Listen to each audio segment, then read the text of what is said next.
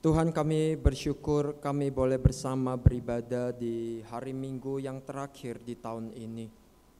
Kami ingin datang, kami ingin mencari Tuhan, sekaligus kami ingin merenungkan apa yang menjadi kebaikan Tuhan di dalam hidup kami.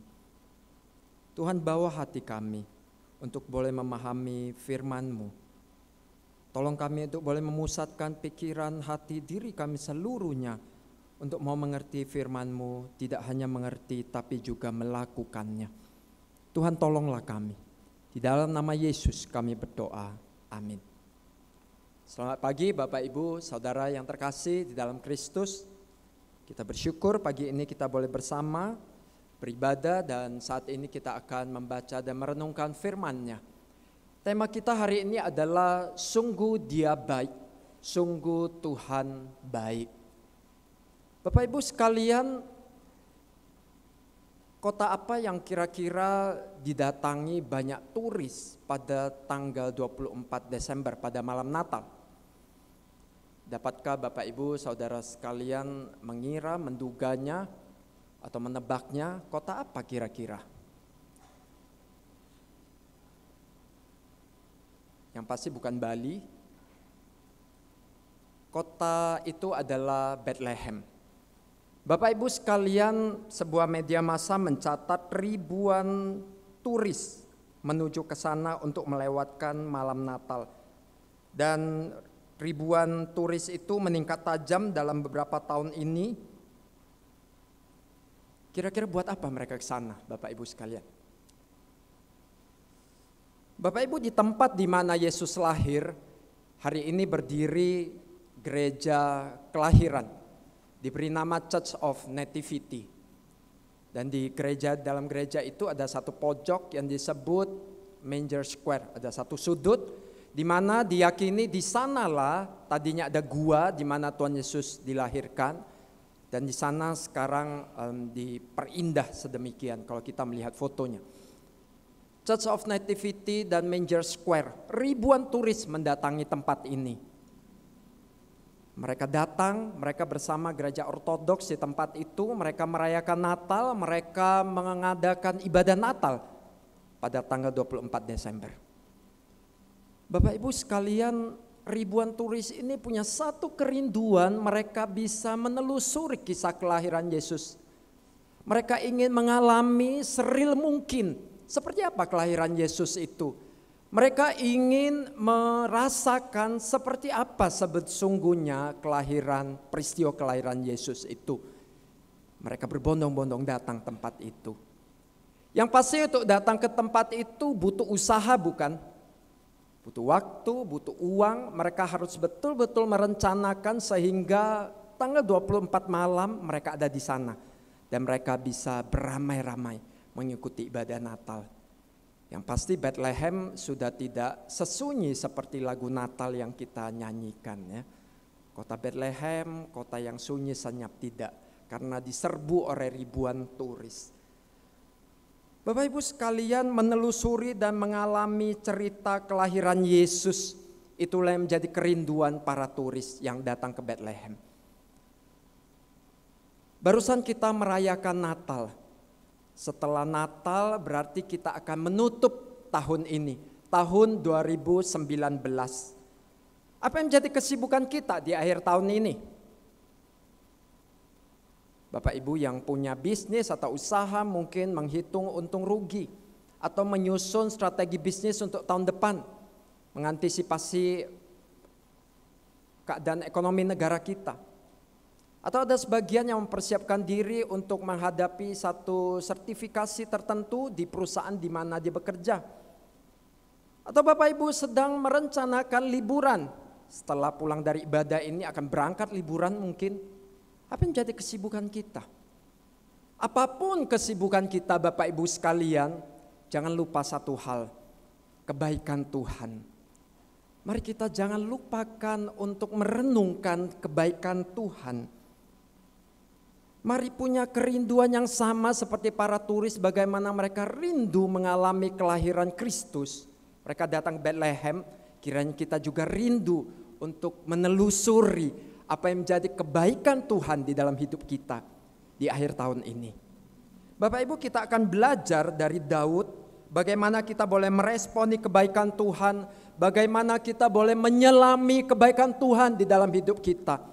Agar supaya kebaikan Tuhan itu tidak hanya sekedar perkataan di bibir kita saja. Ya, saya tahu Tuhan itu baik, saya ada sampai hari ini karena kebaikan Tuhan. Selesai. Mungkin kita juga mengatakannya tanpa hati dan tanpa perasaan. Tapi mari kita belajar dari Daud pagi ini. Betul-betul menyelami apa yang menjadi kebaikan Tuhan di dalam hidup kita. Mari kita buka Alkitab kita. Kita akan belajar dari sebuah nyanyian disampaikan oleh Daud dan bangsa Israel pada saat itu. 1 Tawarik 16 ayat 8 sampai 36.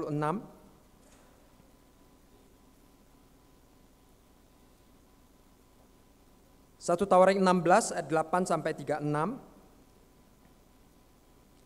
Saya akan membacanya pertama kali, bagian yang pertama ayat 8 sampai 18. Maksud saya ayat 13, 8 sampai 13 saya akan membacanya pertama untuk kita semua.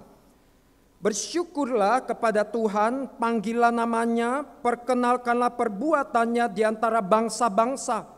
Bernyanyilah baginya, bermazmurlah baginya, percakapkanlah segala perbuatannya yang ajaib, bermegahlah di dalam namanya yang kudus. Biarlah bersuka hati orang-orang mencari Tuhan. Carilah Tuhan dan kekuatannya, carilah wajahnya selalu. Ingatlah perbuatan-perbuatan ajaib yang dilakukannya, mujizat-mujizatnya dan penghukuman-penghukuman yang diucapkannya. Hai anak cucu Israel hambanya, hai anak-anak Yakub orang-orang pilihannya. Ayat 14 sampai 22, mari kita membaca bergantian. Saya akan mulai ayat 14, Bapak Ibu ayat 15 sampai ayat yang ke-22. Dialah Tuhan Allah kita, di seluruh bumi berlaku penghukumannya.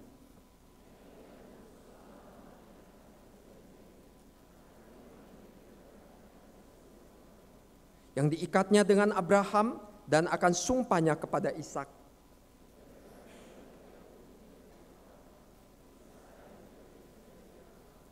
Firman-Nya, kepadamu akan kuberi tanah Kanaan sebagai milik pusaka yang ditentukan bagimu.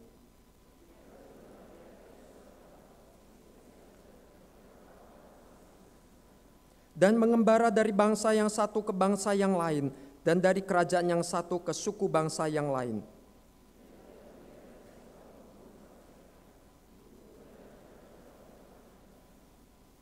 Jangan mengusik orang-orang yang kuurapi, dan jangan berbuat jahat terhadap nabi-nabiku. Ayat 23 sampai 27 saya akan bacanya untuk kita bersama. Bernyanyilah bagi Tuhan, hai segenap bumi. Kabarkanlah keselamatan yang daripadanya dari hari ke hari. Ceritakanlah kemuliaannya di antara bangsa-bangsa dan perbuatan-perbuatannya yang ajaib di antara segala suku bangsa. Sebab besar Tuhan dan terpuji sangat, dan lebih dahsyat Ia daripada segala Allah. Sebab segala Allah bangsa-bangsa adalah berhala, tetapi Tuhanlah yang menjadikan langit. Keagungan dan semarak ada di hadapannya, kekuatan dan sukacita ada di tempatnya. Ayat 28 sampai 36 kita membaca yang bergantian. Kepada Tuhan hai suku-suku bangsa, kepada Tuhan sajalah kemuliaan dan kekuatan.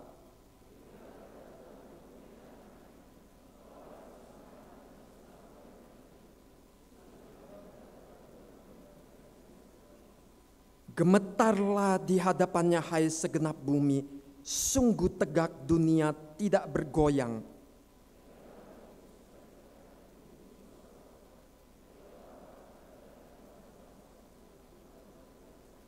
Biarlah gemuruh laut serta isinya, biarlah beria-ria padang dan segala yang di atasnya.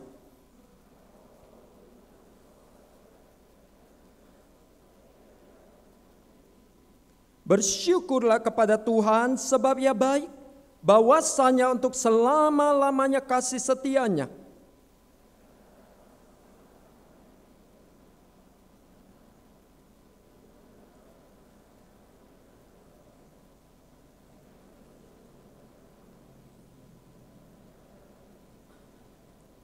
Terpujilah Tuhan Allah Israel dari selama-lamanya sampai selama-lamanya. Maka seluruh umat mengatakan bersama, amin, pujilah Tuhan.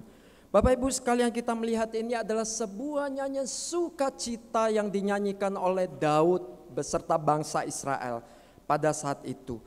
Pujian ini dinaikkan sebagai satu ungkapan syukur kepada Allah setelah tabut Allah itu boleh dibawa masuk ke Yerusalem, yang adalah ibu kota bangsa Israel pada saat itu. Bapak Ibu sekalian, tabut Allah itu isinya adalah 2 loh batu yang di dalamnya adalah berisikan 10 perintah Allah. Pada saat bangsa Israel dipimpin oleh Tuhan keluar dari perbudakan di Mesir, di bawah pimpinan Musa, mereka dibawa ke Gunung Sinai, dan di Gunung Sinai itulah Tuhan memberikan 10 perintah ini.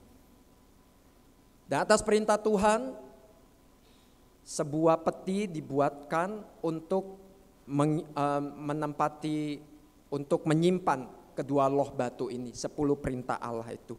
Dan sejak saat itu 10 perintah Allah ini, yang mana disebut sebagai tabut perjanjian atau tabut Allah itu, menyertai bersama-sama dengan bangsa Israel kemanapun mereka pergi. Dan yang hanya boleh mengangkat tabut perjanjian ini adalah kaum Lewi, kaum imam yang sudah ditunjuk oleh Tuhan. Tabut Allah ini menjadi lambang kehadiran Tuhan di tengah umatnya Israel pada saat itu. Pada saat Daud naik tahta menjadi raja, satu kerinduannya yang pertama adalah dia rindu Tuhan hadir di dalam kerajaannya. Karena itu dia berusaha untuk membawa tabut Allah yang pada saat itu belum ada di Yerusalem. Ada satu tempat, dia berusaha membawanya ke Yerusalem. Kali pertama tabut Allah ini dipindahkan, 2 orang yang mengiringi perpindahan tabut ini dihukum mati oleh Tuhan. Karena Tuhan sudah mengatakan kalian tidak boleh menyentuh tabut Allah. Tapi 2 orang ini berani menyentuhnya. Melihat hal itu Daud menjadi gusar, Daud menjadi ketakutan, Daud menjadi ragu untuk memindahkan tabut Allah ini.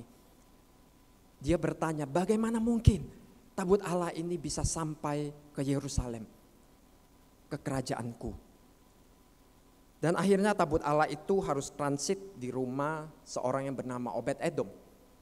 Setelah 3 bulan berlalu, Daud memberanikan diri untuk melanjutkan perjalanan, memindahkan tabut Allah ini ke Yerusalem. Daud dengan segala kekuatannya, segala persembahannya, perendahan dirinya di hadapan Allah bersama dengan bangsa Israel, bersama dengan kaum Lewi, mereka membawa tabut Allah ini. Waktu bangsa Israel melihat tabut Allah ini memasuki Yerusalem, mereka bersorak-sorai, mereka bersuka cita, mereka tahu Allah hadir di tengah mereka. Bapak Ibu sekalian, Daud dan bangsa Israel melihat kebaikan Tuhan, melihat kebesaran Tuhan, melihat kemuliaan Tuhan dinyatakan bagi mereka pada saat itu. Karena itu Daud dan bangsa Israel meresponi kebaikan Tuhan, meresponi kebesaran Tuhan. Yang pertama, Daud mengajak umat Israel untuk bersyukur, mengucap syukur kepada Tuhan. Kalau kita melihat ayat yang ke-8 dan ayat yang ke-34 di situ dikatakan bersyukurlah kepada Tuhan. Ayat 34 juga mengatakan bersyukurlah kepada Tuhan sebab Ia baik, sebab Tuhan itu baik. Bapak Ibu sekalian, bangsa Israel pada saat itu bersyukur bagaimana Tuhan menyertai bangsa mereka. Bagaimana Tuhan sudah memberikan seorang raja yang begitu takut akan Tuhan bagi mereka. Mereka bersyukur akan semua berkat Tuhan buat mereka. Hari ini kita sebagai orang percaya, apakah kita senantiasa bersyukur kepada Tuhan? Kita boleh bersyukur untuk segala perbuatan Tuhan. Kita boleh bersyukur untuk segala berkat Tuhan. Kita boleh bersyukur untuk segala penyertaan Tuhan selangkah demi selangkah di dalam kehidupan kita. Kalau kita melihat nyanyian ini adalah sebuah nyanyian yang bernuansa sukacita. Mengucap syukur itu erat kaitannya dengan sukacita hati kita sebagai orang percaya. Semakin kita bersyukur, semakin kita diingatkan akan penyertaan Tuhan, akan kebaikan Tuhan di dalam hidup kita. Semakin hati kita akan dipenuhi oleh sukacita yang asalnya dari Tuhan. Bagaimana kita boleh melihat kemurahan Tuhan itu mencukupkan kebutuhan kita. Bagaimana kita boleh melihat permasalahan satu demi satu dalam hidup kita. Kita melihat kebesaran Tuhan dinyatakan di sana. Hati kita dibawa untuk mengalami sukacita di hadapan Tuhan. 1 Tesalonika 5 ayat 16 sampai 18 berkata, bersukacitalah senantiasa, tetaplah berdoa, mengucap syukurlah dalam segala hal, sebab itulah yang dikehendaki Allah di dalam Yesus Kristus bagi kamu. Bersukacita, mengucap syukur itu erat kaitannya. Bagi setiap kita yang percaya kepada Tuhan, mengucap syukur, saat kita mengucap syukur, hati kita akan dipenuhi oleh sukacita yang daripada Tuhan. Bapak Ibu sekalian, waktu kita mengucap syukur, kita juga akan dibawa untuk mengalami betapa dekatnya Tuhan dengan kita. Dia bukan hanya Tuhan yang menjadikan langit dan bumi, Tuhan yang besar, Tuhan yang kudus, tapi Dia juga Tuhan yang mau turun. Di hari Natal kita memperingati, Dia rela turun ke dunia. Dia mau hadir di dalam kehidupan kita. Setiap detil kehidupan kita, Dia mau bersama dengan kita. Kita bersyukur untuk penyertaan Tuhan. Melalui nyanyian ini Daud mengajar kita untuk mengucap syukur kepada Tuhan lewat nyanyian. Ayat 8 kita melihat panggilan namanya. Perkenalkanlah perbuatannya di antara bangsa-bangsa. Bernyanyilah baginya, bermazmurlah baginya. Percakapkanlah segala perbuatannya yang ajaib, yang mana pada saat itu disampaikan melalui sebuah pujian. Pada saat kita menyanyikan pujian buat Allah kita memanggil namanya. Kita menyebut kebesaran Tuhan dan memperkenalkan perbuatan Allah kepada orang-orang di sekitar kita. Bapak Ibu sekalian, karena itu jangan ragu untuk menyanyi bagi Tuhan. Setiap bulan gereja menyediakan sebuah lagu tema buat kita. Apakah kita menyadarinya? Apa lagu tema kita di bulan Desember ini? Yang sebuah lagu yang terus diulang tiap minggu. Nyanyian malaikat yang barusan kita pujikan tadi sebelum khotbah. Bapak Ibu boleh membawa pulang lagu itu, nyanyikan itu di dalam keseharian. Jadikan itu menjadi pujian bagi Tuhan. Mungkin lewat lagu itu Tuhan bisa menyentuh orang-orang sekitar yang tidak percaya, yang belum percaya kepada Tuhan. Mereka boleh mengenal bahwa Allah rela datang ke dunia di malam Natal. Bapak Ibu sekalian, di penghujung tahun ini mari kita bersyukur kepada Tuhan, mengingat kebaikan Tuhan di dalam setiap langkah kehidupan kita.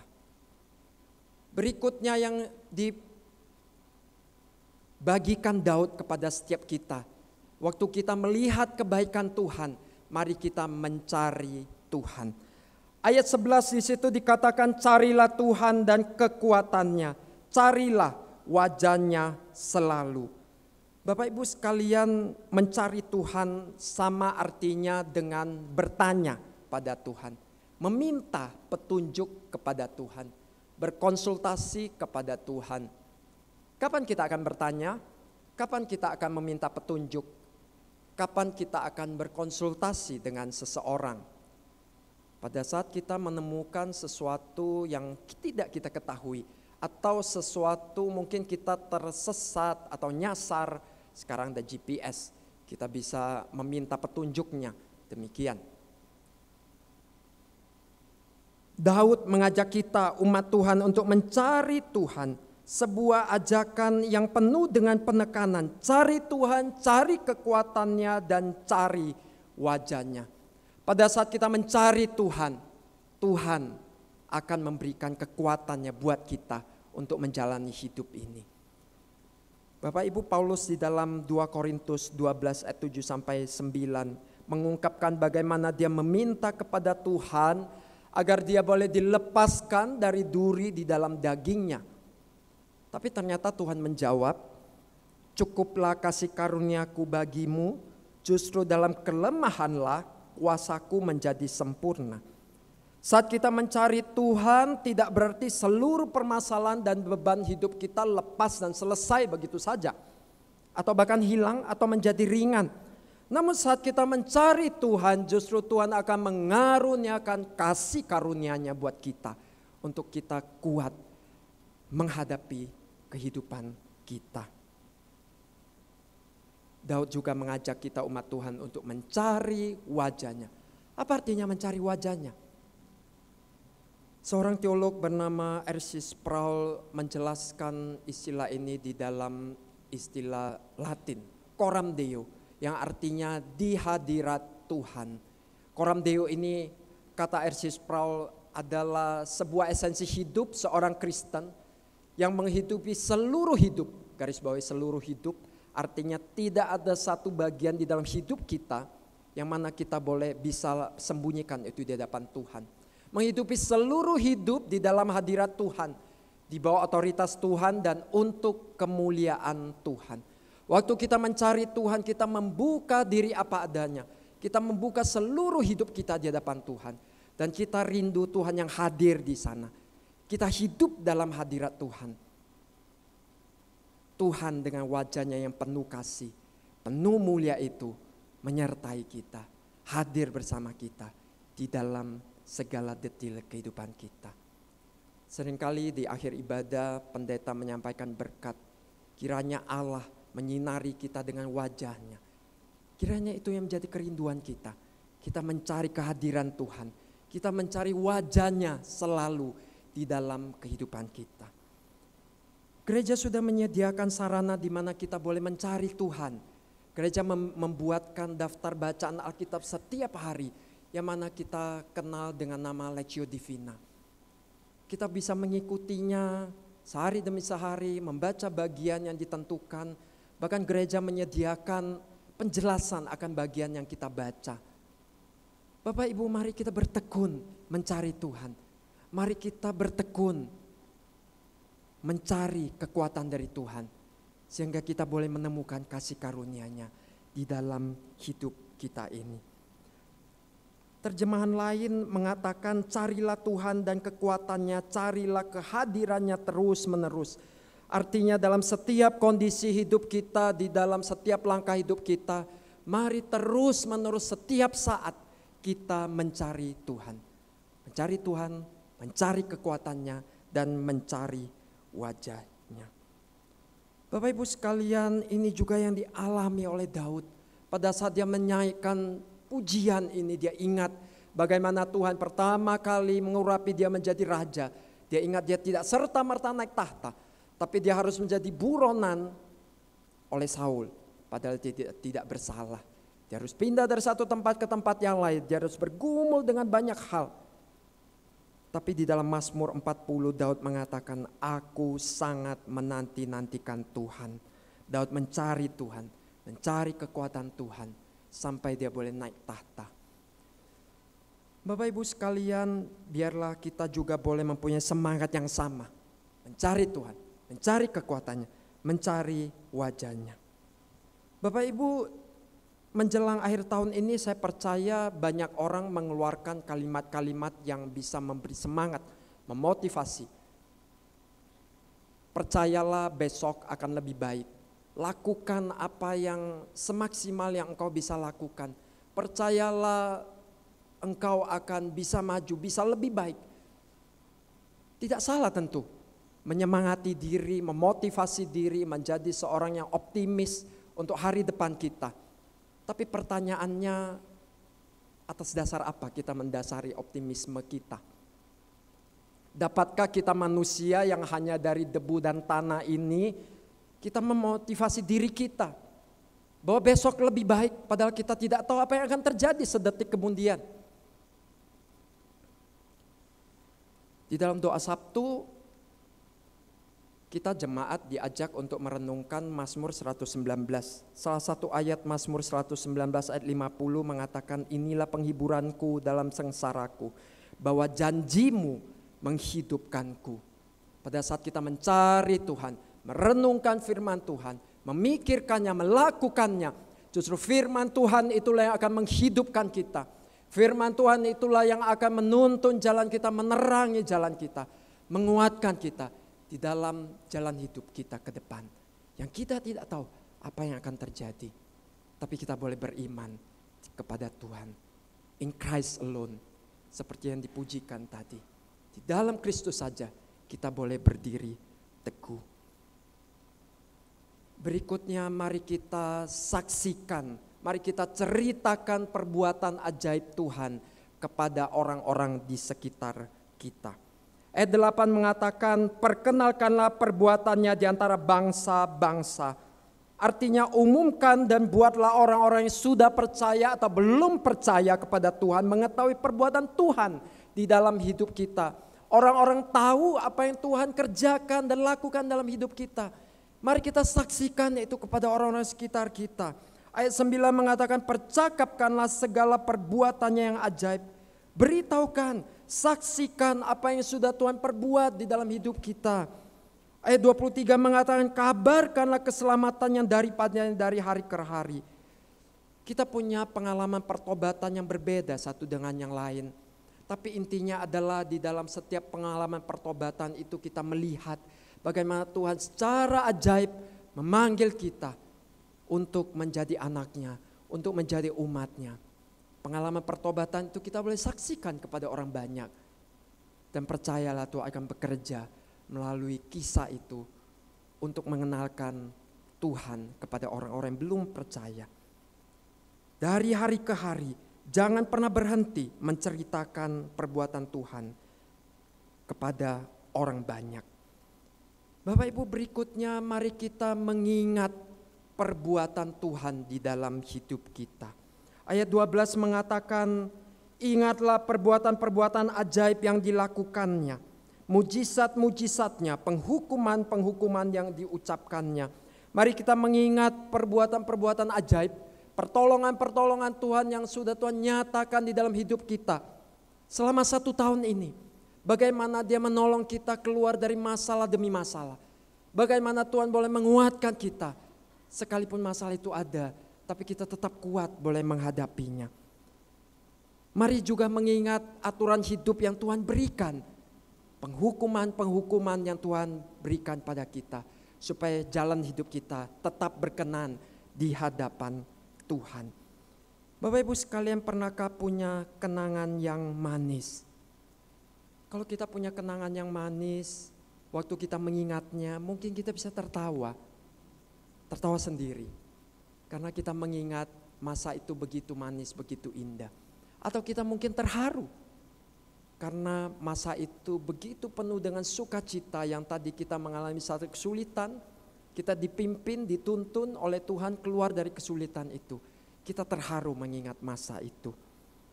Bapak Ibu, mengingat di sini melibatkan pikiran dan perasaan kita sebagai manusia. Bukan sekedar kita tahu, mengingat, setelah itu selesai. Tidak, tapi sungguh-sungguh kita mengingatnya perbuatan Tuhan di dalam hidup kita. Saat Daud mengajak umat Tuhan untuk mengingat perbuatan Tuhan, Daud mengingatkan siapakah Israel itu. Mereka adalah bangsa pilihan Tuhan, seperti bagian yang kita baca. Mereka yang tadinya dimulai dari satu orang, Abraham. Tuhan memberikan janji kepada Abraham, Ishak, Yakub. Janji itu diturunkan kepada keturunannya. Dan janji itu juga diberikan kepada bangsa Israel. Dan mereka diberkati dengan begitu luar biasa. Mereka diberikan juga tanah warisan, tanah Kanaan yang Tuhan berikan, yang Tuhan katakan berlimpah dengan susu madu. Bukan karena kerja keras mereka, bukan karena hasil jeripaya mereka, tapi sesungguhnya itu adalah berkat daripada Tuhan. Bapak Ibu, bangsa Israel melihat bagaimana berkat Tuhan yang begitu melimpah di dalam kehidupan mereka. Nyanyian ini dinaikkan melihat karya Tuhan di dalam hidup mereka. Bapak Ibu sekalian, di dalam 1 Tawarik 17 ayat 16 Daud juga mengatakan, siapakah aku ini ya Tuhan, dan siapakah keluargaku sehingga engkau membawa aku sampai sedemikian ini. Daud juga menyadari dirinya ada itu karena kasih karunia Tuhan. Kalau dia boleh menjadi raja, sesungguhnya tidak ada kehebatan dalam dirinya. tapi semuanya adalah kasih Tuhan baginya. Hari ini kalau kita mengingat, kita boleh punya pekerjaan, kita boleh punya penghidupan yang baik, kita boleh punya keluarga, kita boleh melayani Tuhan. Sungguhkah kita melihat semuanya itu adalah perbuatan ajaib yang Tuhan kerjakan dalam kehidupan kita? Bapak Ibu, kalau kita bepergian, kita melihat ada spot atau pemandangan yang bagus, kita berhenti, kita mengambil foto, mungkin kita selfie, demikian. Waktu kita mengingat perbuatan ajaib Tuhan, mari kita mengabadikannya juga. Istilah mengabadikannya di dalam album rohani kita. Mungkin sebuah foto yang bisa mengingatkan kita. Tahun lalu kita diberikan souvenir, sebuah salib kecil pada saat Paskah. Apakah Bapak Ibu masih menyimpannya? Bapak Ibu, bagi saya itu mengingatkan betapa besar kasih Tuhan bagi saya. Dia yang rela mati bagi saya, bagi kita juga. Kasihnya begitu besar. Bapak Ibu, mari abadikan perbuatan ajaib, perbuatan-perbuatan Tuhan di dalam hidup kita. Anak saya yang nomor 2 bernama Ebenezer. Nama itu diambil dari 1 Samuel 7 di mana waktu itu Samuel mengalami pertolongan Tuhan dan Samuel menamai tempat itu Ebenezer. Artinya sampai di sini Tuhan menolong kita. Bapak Ibu, tiap kali mengingat nama ini saya mengingat bagaimana Tuhan memelihara kehidupan kami. Terutama pada saat kehamilan anak kedua ini, Eben. Selama 9 bulan itu kami menjadi langganan rumah sakit bersalin. Bukan karena rutin memeriksakan kandungan, tapi karena pendarahan yang terjadi berulang kali.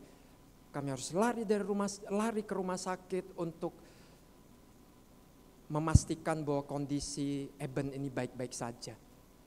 9 bulan berlalu, waktu dia lahir, saya dan istri melihat bagaimana Tuhan sungguh memeliharakan kami. Sampai di sini Tuhan menyertai. Bapak Ibu, banyak hal sebetulnya yang bisa kita jadikan untuk mengingatkan kita. Kemarin saya pergi ke satu tempat, saya mengambil foto ini, saya melihat sebuah gunung, kemudian saya mengambil foto. Waktu saya melihat gunung ini, saya juga ingat ada satu pergumulan yang belum selesai dalam hidup saya. Saya cukup khawatir, saya cukup cemas dengan pergumulan itu. Tapi kemudian saya ingat akan perkataan Daud di dalam Mazmur 121. Aku melayangkan mataku ke gunung-gunung. Dari manakah pertolonganku? Pertolonganku adalah dari Tuhan yang menjadikan langit dan bumi. Ia tidak akan terlelap, ia tidak akan tertidur. Kemudian saya tambahkan kalimat di sana. Tuhan adalah penolongku, penjagaku, penyedia kebutuhanku. Aku tidak perlu takut dan khawatir. Bapak Ibu, kita bisa mengabadikan pertolongan Tuhan, perbuatan ajaib Tuhan di dalam hidup kita. Dan di sana kita akan mengingat bagaimana Tuhan akan selalu menyertai kita untuk jalan hidup kita ke depan.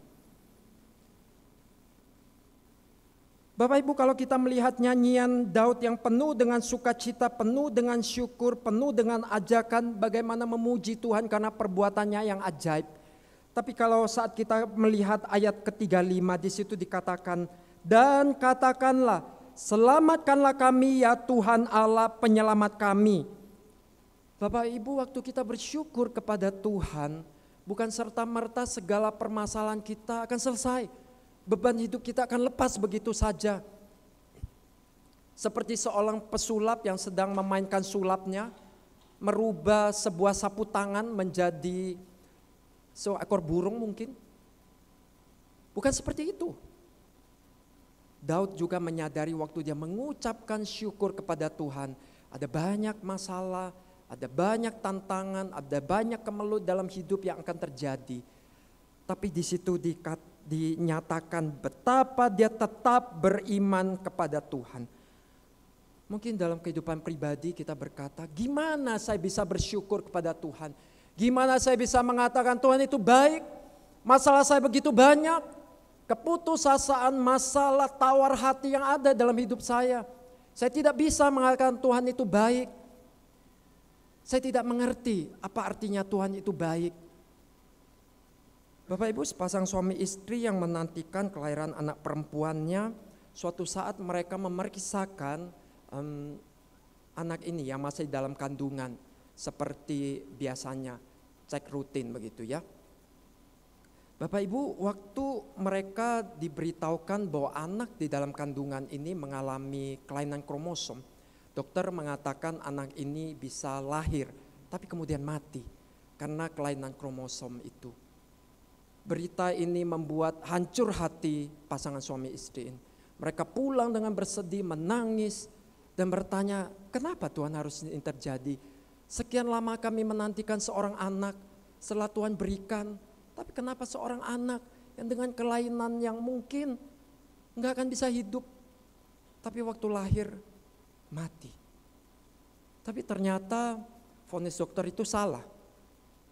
Anak itu bisa lahir, tapi lahir dengan banyak kelainan. Selama 1,5 sampai 2 tahun anak itu harus bergumul untuk bertahan hidup. Dan saya percaya sebagai orang tua melihat anak yang masih begitu kecil harus bergumul untuk hidup. Itu adalah sangat berat, sangat menyakitkan. Pada akhirnya karena anak ini mengalami banyak cacat, anak ini harus meninggal. Beberapa saat kemudian setelah anak ini meninggal, papanya itu duduk merenung dan berpikir, mungkin lebih baik kalau anak ini tidak pernah lahir. Kalimat itu keluar dari kepahitan, kesedihan, kehancuran hati yang dia rasakan bersama istrinya. Tapi dalam perenungannya dia mendapatkan bahwa Tuhan sedang mengerjakan satu kebaikan. Sekalipun dia tidak tahu, sekalipun dia tidak bisa memahami kebaikan apa yang Tuhan sedang kerjakan. Tapi suatu hari dia sadar, dia akan mengertinya, memahaminya. Bapak Ibu sekalian, Pengkhotbah pasal 3 ayat 11 mengatakan ia membuat segala sesuatu indah pada waktunya. Bahkan ia memberikan kekekalan dalam hati mereka. Tetapi manusia tidak dapat menyelami pekerjaan yang dilakukan Allah dari awal sampai akhir. Roma 8 mengatakan Allah bekerja di dalam segala sesuatu untuk mendatangkan kebaikan bagi orang-orang yang mengasihi Dia. Bagi siapa? Bagi kita yang mengasihi Dia. Allah mengerjakan kebaikan di sana. Sekalipun yang kita lihat hanya ketidakbaikan dan ketidakbaikan, kepahitan dan kesulitan yang kita lihat. Tapi sesungguhnya Allah sedang mengerjakan kebaikan di sana. Mungkin kita tidak bisa melihat. Mungkin kita tidak pernah bisa melihatnya selama kita hidup. Tapi nanti di dalam kekekalan, percayalah kita akan melihatnya. Bapak Ibu sekalian, waktu kita mengucap syukur sesungguhnya, hati kita, pandangan kita, mata kita sebagai manusia, kita dialihkan dari masalah kita. Yang sering kali kita hanya melihat masalah kita, kesulitan hidup kita. Kita dialihkan untuk melihat kepada anugerah Tuhan, kebaikan Tuhan, penyertaan Tuhan dalam hidup kita. Dan itu yang akan menguatkan kita, meneguhkan kita, meyakinkan kita bahwa Tuhan yang sama yang akan menyertai jalan hidup kita ke depan. Bapak Ibu sekalian, percayalah, berimanlah bahwa Dia adalah Tuhan yang baik. Apapun yang terjadi dalam hidup kita, percayalah Tuhan itu baik. Tuhan yang pernah mati menebus dosa kita, yang sudah memberikan segalanya buat kita. Dia adalah Allah yang baik. Bapak Ibu, mari menutup tahun ini kita mau bersyukur kepada Tuhan, mengingat perbuatan baik Tuhan buat hidup kita. Mari kita mau mencari Tuhan, mencari kekuatannya, mencari wajahnya. Mari kita mau menceritakan, menyaksikan perbuatan Tuhan kepada orang-orang di sekitar kita. Mari kita mau mengingat perbuatan-perbuatan Tuhan. Bapak Ibu Saudara sekalian, mari kita membaca bagian ini sebagai penutup perenungan firman pagi ini. Bersyukurlah kepada Tuhan sebab Ia baik, bahwasanya untuk selama-lamanya kasih setianya. Terpujilah Tuhan Allah Israel dari selama-lamanya sampai selama-lamanya. Maka seluruh umat mengatakan, amin, pujilah Tuhan. Mari kita berdoa. Tuhan, sungguh Engkau adalah Allah yang baik bagi kami. Kebaikan-Mu tidak pernah berkesudahan. Kasih setiamu dari selama-lamanya sampai selama-lamanya. Kalau kami boleh sampai di akhir tahun ini, kami percaya begitu banyak anugerah Tuhan yang boleh kami alami dalam hidup ini. Ajari kami untuk melihatnya, menyelaminya, meresapinya, meyakininya, dan beriman bahwa Engkau adalah Allah yang baik. Kebaikan-Mu, sifat-Mu yang baik itu tidak pernah akan berubah. Karena Engkau adalah Allah yang tidak pernah berubah. Tuhan, pimpinlah kami, tolonglah kami, terutama pada saat kami melewati lembah kelam, permasalahan, persoalan hidup kami. Tuhan yang boleh hadir di sana. Dan firman-Mu yang boleh menyegarkan kami, menghidupkan jiwa kami, untuk boleh tetap kuat berjalan di jalan Tuhan. Di dalam nama Yesus kami berdoa. Amin.